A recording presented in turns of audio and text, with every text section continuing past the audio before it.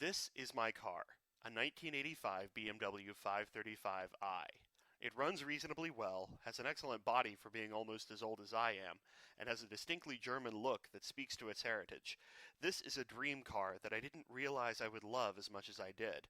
So why, you may ask, am I showing you pictures instead of taking you for a tour of the real thing? Because sadly, my car currently looks like this.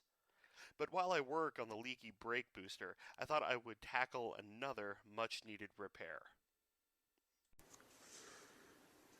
Okay, this is Danny McCaslin, and I am going to be replacing the odometer gear in this BMW. The odometer, let me move the camera a little closer. You can see here that the odometer is stuck on 17.4.365. It was stuck on 365, but you have to pull this thing out to take a look at the gear and count the number of teeth in the gear to replace it. So when I replaced it, I accidentally rolled it back, or rolled it forward just a little bit, or set it up so that it would roll forward. Anyway, the point being that today we're going to replace the gear. Now, we have it right here. I don't know how well you can, there we go, you can see it's actually the larger gear around the outside with a smaller gear, smaller teeth on the inside here. To replace the gear, you have to pull the entire speedo unit out. I've only done this once, so I might end up taking a long way around to pull this apart. But we take all of these screws out first. Let's set my ratcheting screwdriver to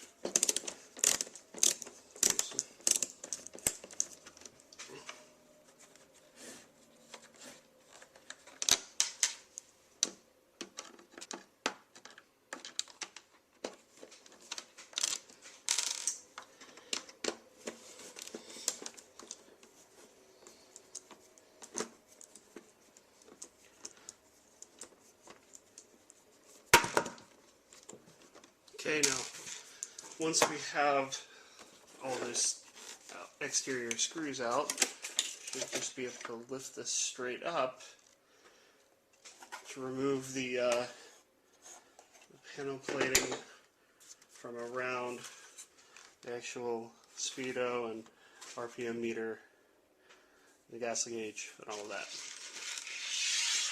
I've got kids' toys in the background here. That's a butterfly. Okay, so once we get this apart, we'll then need to be able to pull this out, and in order to do that,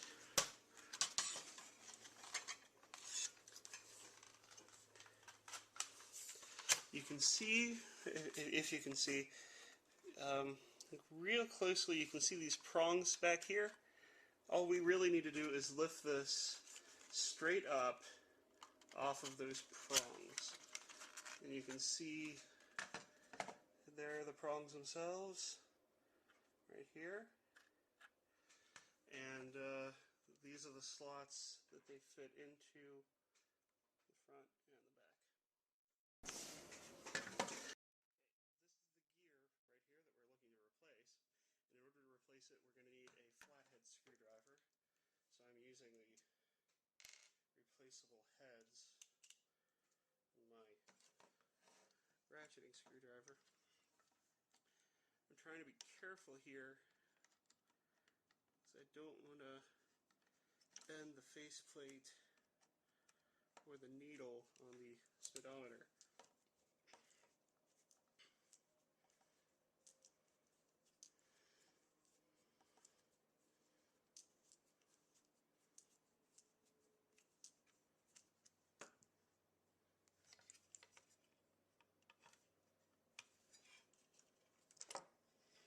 One screw.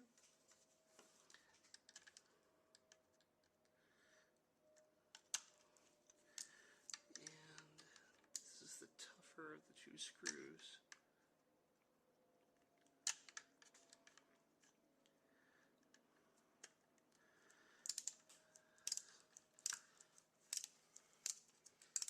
As you might know if you're watching this video, the The odometer gears on this thing do have a tendency to break after age, but this is a 1985 car, so we sort of expect a car that's now 26 years old to have a little bit of wear and tear on it.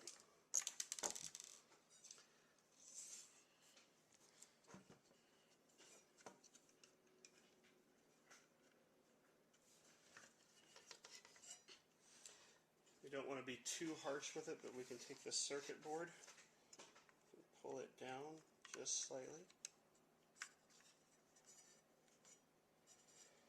And we can remove the panel. Of course, I say that and then I screw it up, so.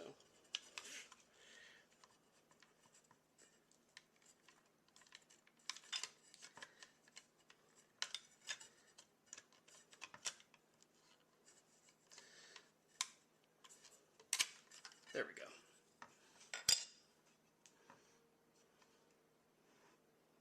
Okay, removing the damaged gear.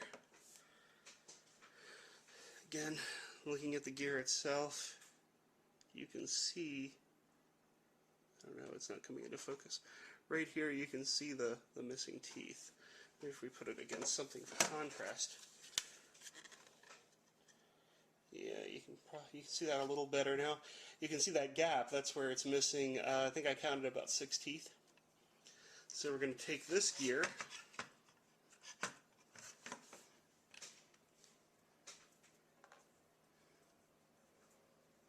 we're going to swap the new gear in its place.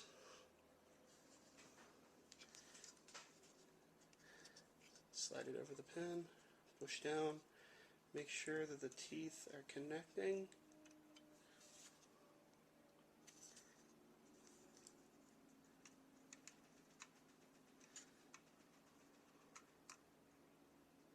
And it looks like it's working.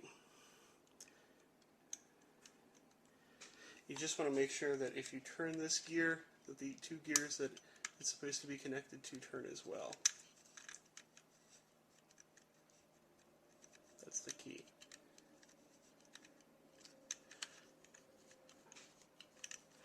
You'll also see the odometer move back actually on the front. Oh, you can see it moving back to 0. Set it at 1/10 of a mile. Okay, so now that we have the new gear in there, need to replace the cover.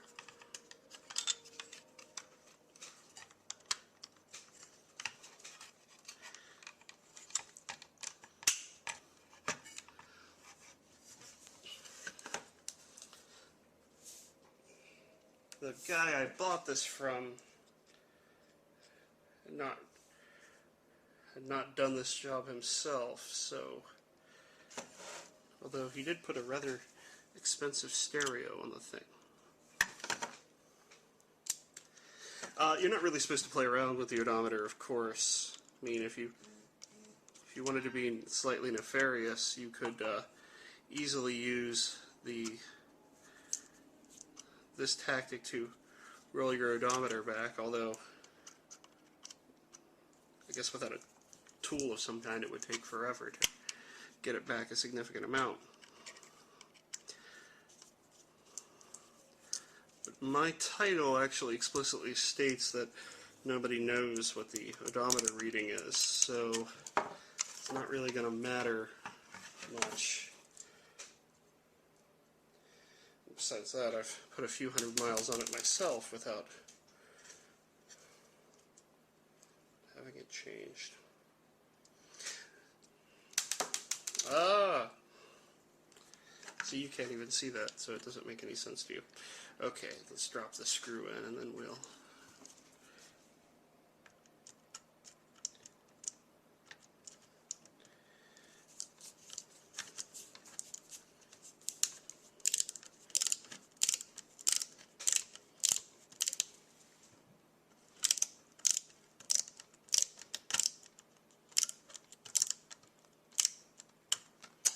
Okay.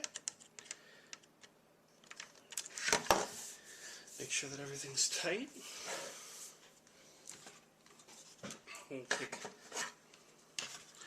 the rest of our instrument panel.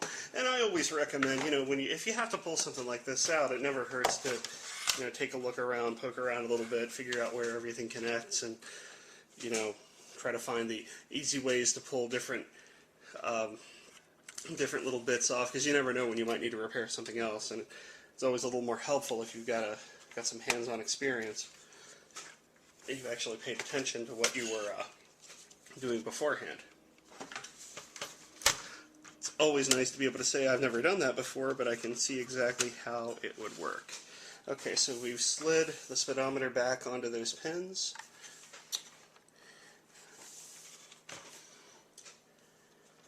Now it is time to replace the back.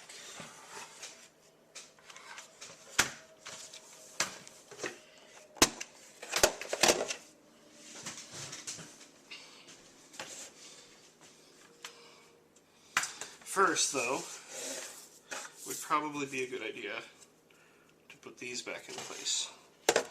This has brakes, as well as the battery warning light.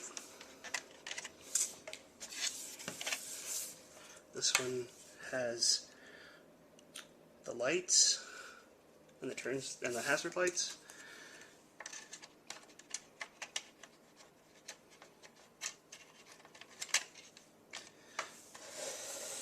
That one goes right in there. Okay, then we take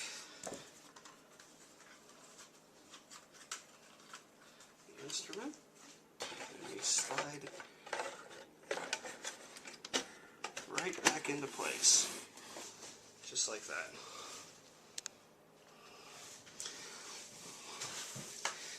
And that is how you replace the odometer. Of course, you replace the screws, but that's how you replace the odometer gear in your 85 BMW 535, or any E28 for that matter.